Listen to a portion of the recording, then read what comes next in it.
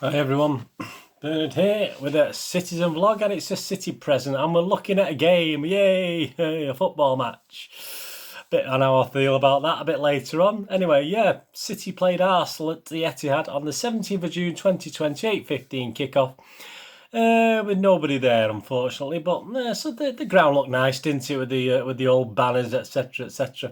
So we're gonna have a look at the game today, and a couple of other things I want to mention. Obviously, the preview of the Burnley game and Twitter watch will be on Sunday. So it's just really a match review today with a couple of points as well about other things, and I'll save the Burnley preview and the City media watch till a vlog on Sunday for you. So just to make this more about the game than what's coming. Right, let's have a look. City versus Arsenal. I don't know if you got the just going off subjects. Look at these things. I'm very confused. I know a lot of you had because we went on Twitter and a lot of people received these. And the little tickets, I put it on the thumbnail for this edition. Obviously, tickets for the game. So obviously, Manchester City versus Arsenal. I've not anything limited edition. How limited it is, I do not know. I mean, obviously, if limited is 40,000 season cards, I don't know, because my lad's season card stuff always comes to my house. But I got this, and my lad's not received anything. So I don't understand who's getting them and who's not getting them. I must admit, I'm quite confused. There's a little hologram thing there, little silver thing. And obviously, it's all the home games, obviously, against Burnley. So I can use these at least in my thumbnails, can't I, when we're playing at home. Liverpool, that's an important game. Anyway, if you got one of them, great. I mean, I did post it on Twitter. A few people said, what's them? How'd you get them? And I said, well, just a commemorative thing, I think. I don't think it's anything, a commemorative, but it does a commemorative ticket book, 2019-20 season. So it's just to try and make us feel part of it, isn't it? I think it's just this thing of doing that. Please, if you're new to this channel, please push that subscribe button. Please, I need everyone I can get. And tell your friends, push that notification button so you know these little vlogs are coming out. And there's also later today a Citizen Pass vlog, a Moments in Time vlog on a certain player called Tony Adcock. So if that's of interest to you, please check back for the little Moments in Time, a Citizen City Pass vlog.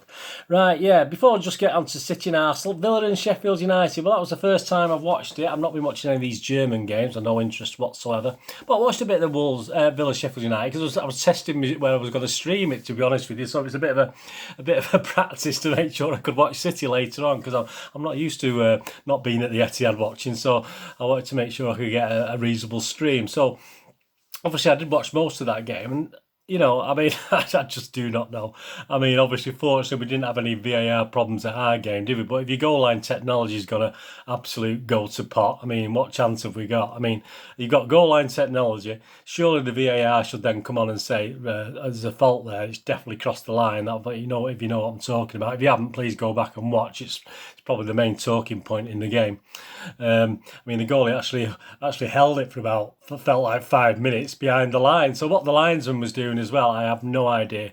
Absolute chaos. I mean, it's an absolute disgrace. And yeah, overall, I thought Villa were the better team, and perhaps Sheffield United didn't deserve. It probably was fair on reflection, but Sheffield United scored. It's as simple as that, just from Villa's own fault. I mean, it was the goalkeeper was, well, not foul, but fumbled in by his own defender, and the Villa player stopped because he knew it was a goal. But anyway, if your goal line technology is letting you down, surely it's then up to the referee to consult with his linesman. Surely it's up to the referee to say to VAR, can you check that for us, or VAR to interrupt him? So anyway, it's beyond me. But that was the Villa Sheffield United game. Villa Park looked nice. I thought Villa Park looked a lot better with those banners, didn't it? I thought it would look far nicer stadium. It's nice seeing Old Stadium with all the flags on the seats. I thought it looked really good. Yeah, the Etihad looked okay. Obviously, it's a bigger ground, the Etihad, isn't it? So it was perhaps not as imposing. But I like the things at the end with obviously the fan cam things, and I assume they were live. I'm not sure, so you have to be careful what you're doing, don't you? If you're on live, you could get caught doing something. But there's no features. I did send a photo in, but I don't know if that was used by City in any way whatsoever. I have no idea. So perhaps that's why I got this, because I sent a photo in. Anyway, let's get on to the game. Yeah, well, it wouldn't be like Pep who didn't throw a couple of surprises, would it? The team: Ederson, Walker, Eric Garcia, well, there's a shock. Laporte, Mendy, Gundogan, KDB, Silva, Mahrez, Jesus, and Sterling. Again, where Stones is unfit. when is he ever fit? I mean, he's just never fit. I mean, he's just had 3 months off. Just unbelievable. Subs: Carson, Aguero, Zinchenko, Rodri, Sane, Bernardo, Fernandinho, Otamendi, and Foden. And he could use up to 5 of those, but he could only sub 3 times. I didn't realise that. So poor old Arsenal, once he'd done a couple of substitutions, even though they had the availability of another 7 players, they could only make 1 more sub. All right, they could do 3 do a 3 sub if you like, but it was sort of put their plans into jeopardy, didn't it? I think a little bit. Anthony Taylor, the referee, a bit more on him at the end. I've actually wrote on my sheet here Anthony Taylor with a dash saying very wet. I don't think that's to do with Anthony Taylor. I think that was the weather, obviously, as it kicked off. And I was quite surprised because I looked out of my window and I thought it was dry, but then I looked again and it was absolutely peeing down. Yeah, so on to the game. The good, the bad and the ugly. 2 minutes. I mean, Sterling was side down basically on the edge of the area, just on the edge of the area, wasn't he? I mean, I think it was early doors, so the defender's going to get away with that, isn't he? And KDB, not a bad attempt, but Leno sort of did an okay save, but it was obviously he was going to do a lot better during the game, wasn't he? Mr. J Leno, I call him. He doesn't do chat shows anymore, but yeah, I mean, he did an okay save, but he sort of was, in my opinion, Arsenal's man of the match during the night. Arsenal did look dangerous on the attack.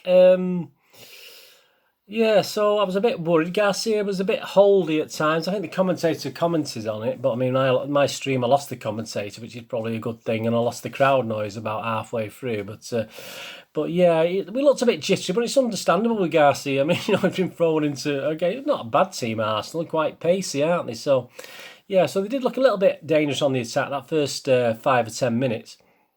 8 minutes we had a corner not given, that we should have had a corner that blatantly came off an Arsenal player and wasn't given to City. Didn't I think he implied Sterling had touched it and he was nowhere near the ball.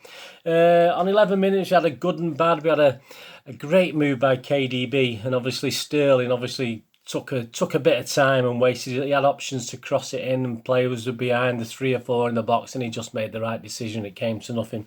On 20, another good and bad moment. Mahrez had a great ball to Walker.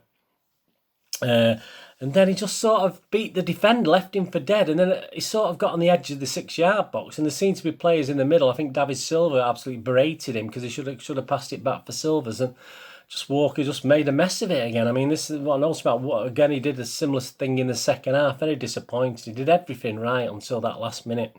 Then you got injuries, didn't we? Arsenal obviously were in chaos, weren't they? They had Xhaka went off, the defender went off. And all of a sudden, they're struggling. They had a couple of injuries on 24 minutes. They're down, they're having to think about bringing other players on, and Mr. Arteta's having to rethink his plans. 24 minutes, the bad KDB made a bit of mistake on the edge of our box. Fortunately, the Arsenal player blazed over. And then we had a bit of dominance, didn't we, for about 6 or 7 minutes from the 33rd minute onwards. Sterling had a chance from Silva with an okay... Sterling had created a chance from Silva with an okay save by Leno. Great team move where Silva actually finished it off. It was a lot of passes again, one of these fluid passing moves, and Silva again brought a great save from Leno around the post. There's another chance blocked by Leno, which fell to Mahrez, didn't it? It fell to his left foot, so you're gonna put money on Mahrez scoring that, aren't you? It's absolutely ideal. I think it went from Silva to KDB, and Mahrez ended up with it on his left, and he just stuck out his right leg, didn't he, Leno, and actually put that. So he was having a great game. And then even after that, he had the Sterling chance where he tried to chip him when he perhaps should have blasted it, but he tried to chip him. And even as soon as he chipped it, you just knew it was going over the bar. Knew it wasn't in. So yeah, that was all between the 33 and the 38th minutes. He had 4 cracking chances to take a lead. Again, City wasting chances again, unfortunately, not taking chances when they come. Some good goalkeeping, fair enough, but we didn't quite make the most of our chances. Then on 46 minutes, well, Luiz is on. I mean, our secret weapon's on by this stage, isn't he? David Luiz is on by this stage, so he's our secret weapon.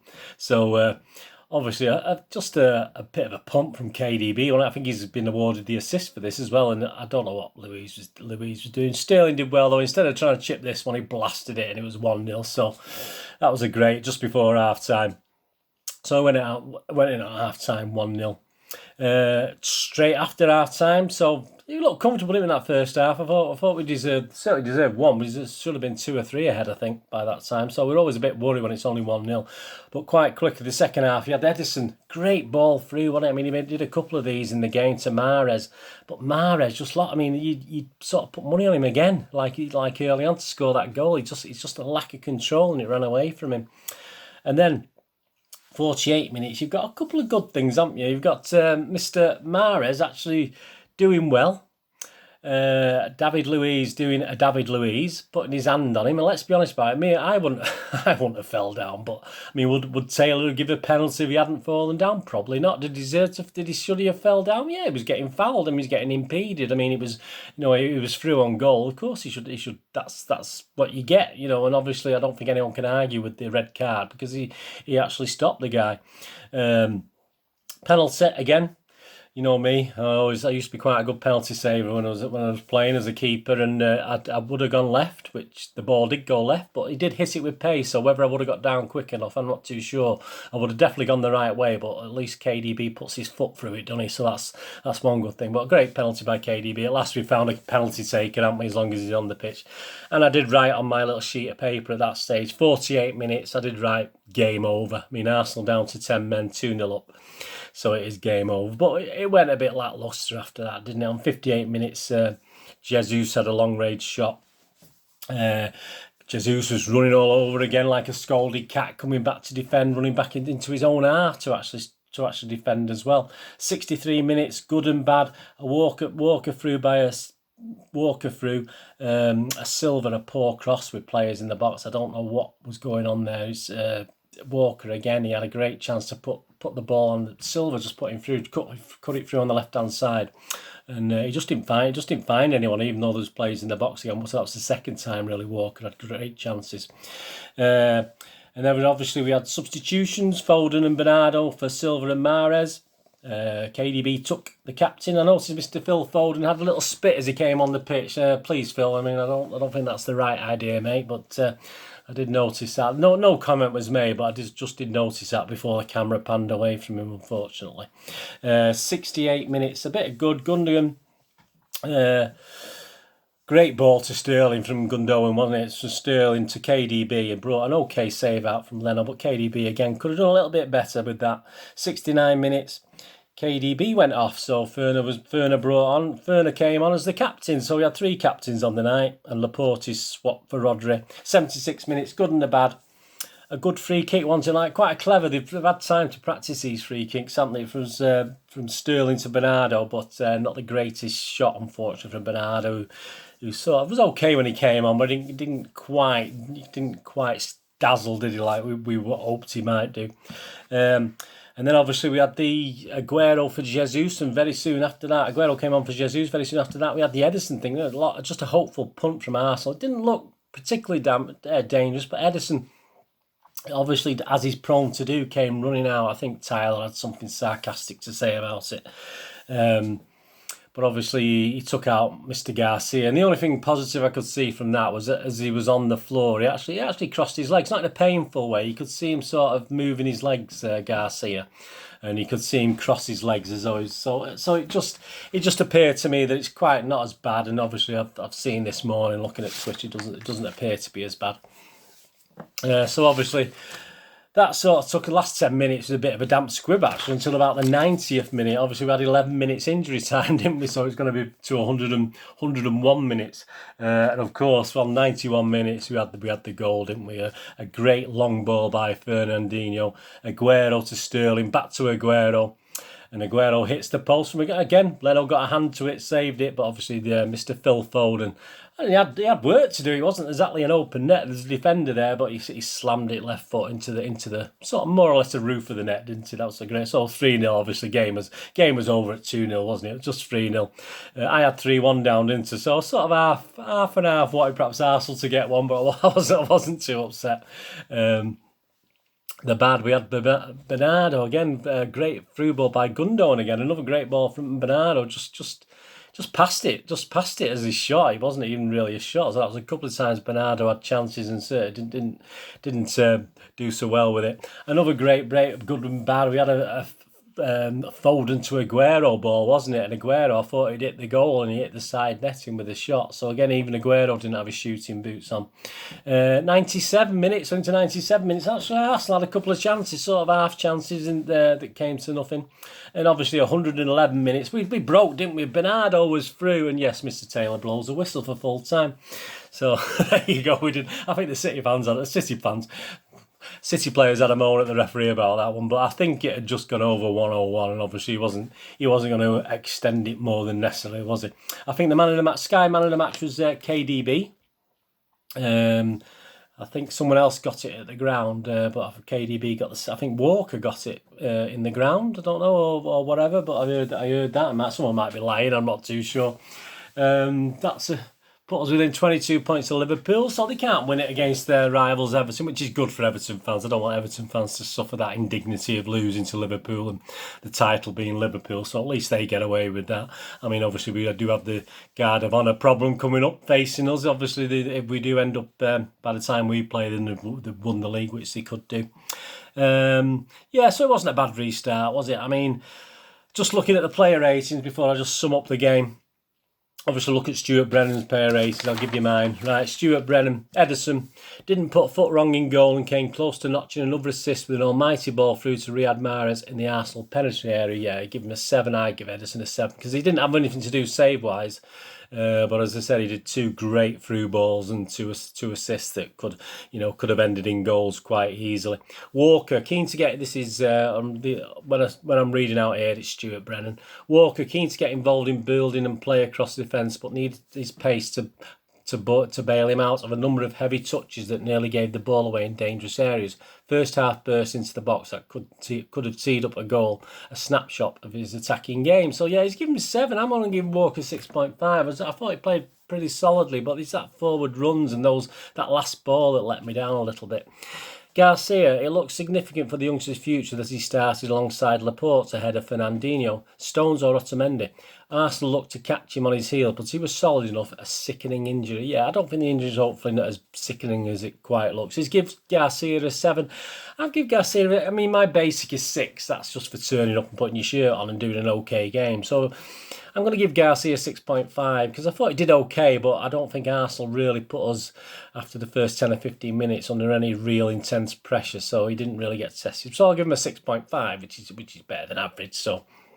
And I'm not giving him a pity points for being injured because I think he's fine, so I'm not worried about that. Laporte, Stuart Brennan, another performance to remind everyone just how good he is and how much he has been missed this season. Arsenal threatened in the first half and Laporte was always there to snuff out opportunities before they became more dangerous. So Stuart Brennan's give Laporte 7. Yeah, I'll agree with 7. Once or twice he perhaps was caught a little bit.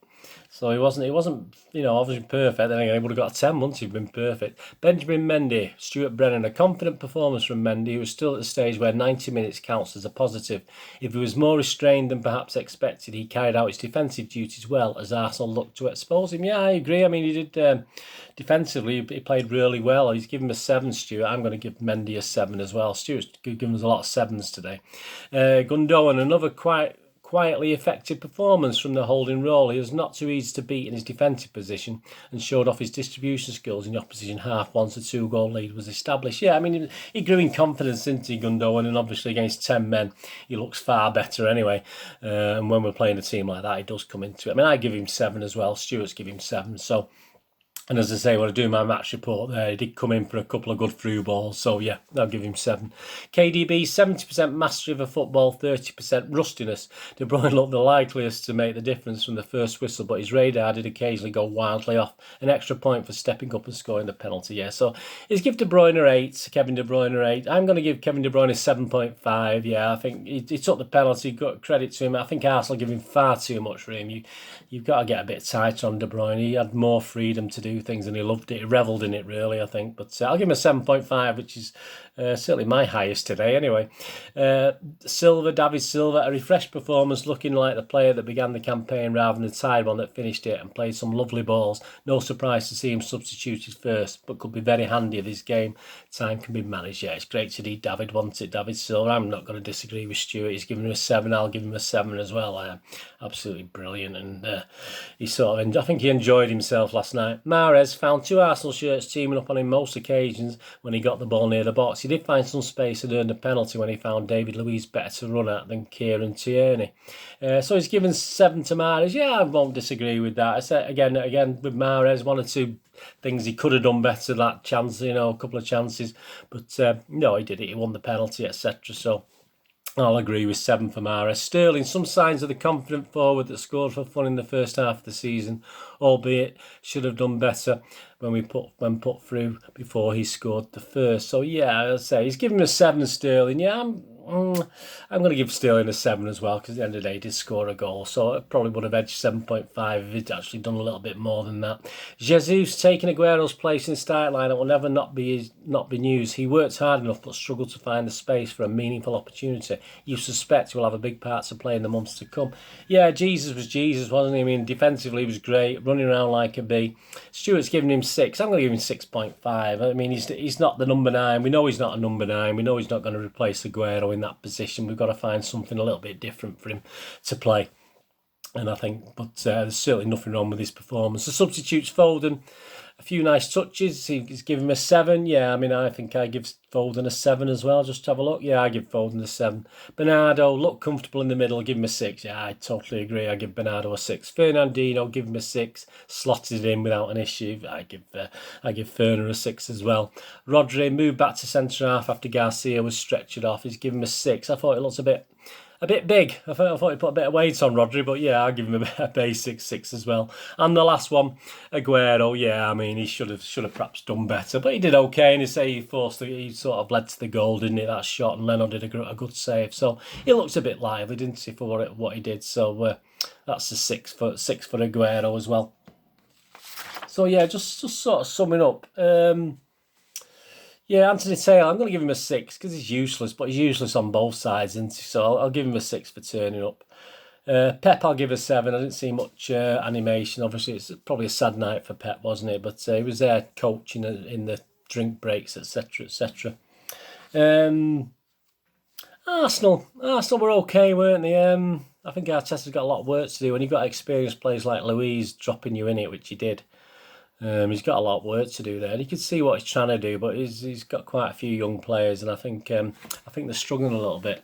They certainly were struggling to get into Europe, that's for sure. And I think they'll probably finish mid-table if they carry on like this. But they are hard to beat. They haven't been drawing games, so we'll see how it goes. Obviously, in this little mini season, if you like. City, yeah, mix of poor finishing, some good goalkeeping. We did play some nice stuff at times. I think I was quite impressed with some of the nice stuff. KDB sort of run things as usual, ably assisted by David, and he was given a lot of freedom by Arsenal. We'll find it a bit harder in some games. Obviously, I thought Arsenal gave us a lot more room than perhaps he should have done. Sterling looked like Sterling, where he'd do something great and then do something a little bit silly and virtually step on the ball or something like that. So, yeah, I mean, overall, I thought City played pretty well. It was a good comeback. Did I enjoy it? Yeah, I did sort of enjoy it. I enjoyed it more than I thought I would, to be honest with you, watching it.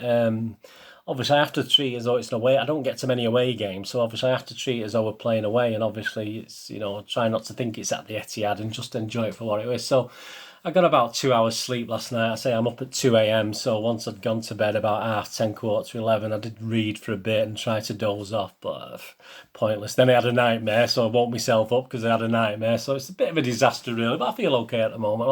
I'll have a kip this afternoon and ready for tomorrow for another 2 a.m. getting up again. So I'll be all right. So I'm okay. Don't you worry about me. I'm fine. Yeah. So I quite enjoyed it. It's good to watch the Blues, wasn't it? It's good to watch City. Fantastic. Another good win. 3-0. As I said, I did predict 3-1. But there you go. We can't have everything. Right, so looking forward. Yeah, Burnley at home on Monday. 8 o'clock kick-off, is it? So I'll get 15 minutes extra in bed. So, when I'm up early again. So I might get into a routine. You never know. But, yeah. Put it this way. If we were actually playing live, I wouldn't get as much sleep, would it? Or as much lack of sleep. Anyway, so, yeah, I'll do a preview of Burnley. So please check in on Sunday. Get them notifications on and I'll do a little look at the stuff on Twitter as well. But this has been going on for 20 odd minutes now, so I'll do that with my thing on Sunday, and some talking points on Twitter concerning City and fallout from today, and obviously there's news on people like Garcia, etc. I'm sure you'll check that anyway. Anyway, thanks for watching today. Please follow me on Twitter at nostalgia_movie or at Charles Deneen, Deneen spelled D-I-N-N. Please check the links to moviegamenostalgia.com. That's my little website for old rare DVDs, movie posters and board games. If you can have a look on there, absolutely fantastic. I'm on Facebook at Brennan Deneen. And that's it. Thanks for watching this obviously a little mini season 2019, because my 2019-20 season finished. I've finished my season, so this is like a little mini season now. Let's see how we go on. Let's see how City go on in the mini season. We've already got one more game than most teams, so we're bound to win the league in this mini league. So I'll be doing another Player of the Year award rating at the end and stuff like that. So I won't be able to look at any programmes over. That's the only thing, and I can't really comment on these things because they're only, not very exciting, is it? But it's nice, me and my memorabilia. It's more memorabilia, isn't it? A lot of people haven't got them, would like them. I'll find out. I'll try and find out before Sunday why certain people have got them and certain people haven't. I'll text I'll WhatsApp and or speak to tweet supporter services, see what's going on. Anyway, hope you enjoyed it. Let me know in the comments if you enjoyed the game and what your feelings are. There's a couple on Twitter didn't enjoy watching it on telly, a bit disgruntled and turned the telly off, etc, etc. A bit more on that probably at weekend when I do my media watch. But yeah, it was okay. I want to be there, and I don't think it should be going on, but it wasn't quite as bad as I thought it was going to be. Even the pipe cheering wasn't as bad as I thought it was going to be. And as I said, second half I had no commentary anyway, so I couldn't hear a thing. So probably not a bad thing with the commentators, is it, Martin Tyler? Anyway, thanks for watching. I'm going to do the rest today. Have a great one. Look after yourselves, look after your friends, look after your family, and let's all look after each other. Thanks for joining me for this. I'll see you all again very soon. Bernard saying goodbye for now.